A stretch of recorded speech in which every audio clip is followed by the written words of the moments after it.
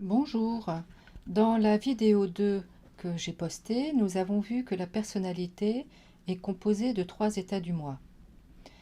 Lorsque deux personnes communiquent, chacune peut parler à partir de l'un de ces états du moi. Dans cette vidéo 3, nous allons aborder ces transactions. Nous allons commencer par imaginer une scène assez banale. Un couple est en voiture et roule depuis 2 heures. Voici différentes phrases dites par la femme à son mari au cours de ce trajet, et nous allons ainsi pouvoir aborder différents types de transactions.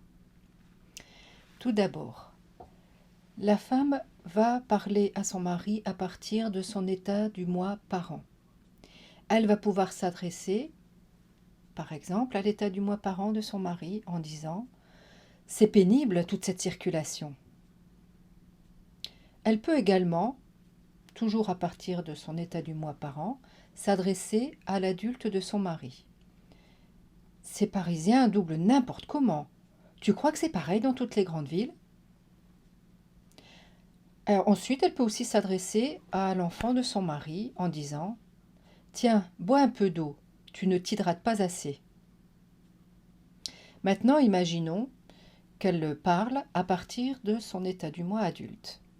Elle s'adresse aux parents de son mari en disant « Alors, quelles sont les bonnes règles selon toi ?» Elle peut s'adresser à l'adulte de son mari en disant « Je viens de regarder le GPS et nous sommes dans les temps. Nous arriverons à l'heure prévue. » Elle peut s'adresser à l'enfant de son mari lorsqu'elle dit « J'ai vérifié nos comptes, tu pourras bientôt acheter le vélo que tu as repéré. » Ensuite, imaginons que cette femme parle à partir de son état du moi enfant. Elle s'adresse aux parents de son mari lorsqu'elle dit « Que ce trajet est long, je n'en peux plus. Quand est-ce qu'on s'arrête ?» Elle peut s'adresser à l'adulte de son mari en disant « Tu dis qu'il nous reste qu'une heure de route, mais moi je veux me dégourdir les jambes. » Elle peut également s'adresser à l'enfant de son mari « Enfin arrivé, est-ce qu'on est bien ici ?» Avec ces exemples, nous voyons qu'il existe 9 possibilités de stimuli transactionnels. Cependant, certaines voies de communication sont beaucoup plus utilisées. Il s'agit des transactions parent-parent, adulte-adulte, parent-enfant, enfant-parent, enfant-enfant.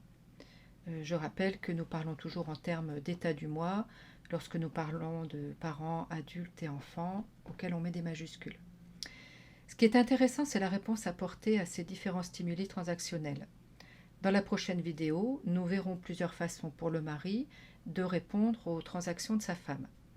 Répondra-t-il à partir de l'état du moi sollicité? Choisira-t-il un autre état du moi? Nous verrons ainsi qu'il existe différents types de transactions échangées et c'est ce qui fera qu'une communication sera aisée ou conflictuelle ou peu claire ou parfois même devient un dialogue de sourds. À bientôt.